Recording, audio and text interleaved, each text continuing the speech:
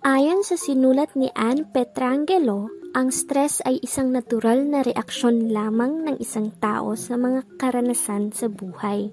Lahat ng tao, bata, matanda, babae, lalaki, may trabaho, walang trabaho, estudyante, may pera o wala, lahat ng tao ay nakakaranas ng stress. Ito ay hindi maiiwasan sapagkat ito nga ay normal na bagay lamang. Alam niyo ba na ang stress din ay maaaring makapagbigay ng benepisyo sa kalusugan? Hindi man po halata, pero ang stress ay isa sa mga dahilan na nagpapahusay sa ating mga potensyal bilang isang individual. Ngunit tandaan kaibigan, kapag ang iyong stress ay paulit-ulit, tuloy-tuloy na parang walang preno at walang pagbabago, ito ay maaaring makapagbigay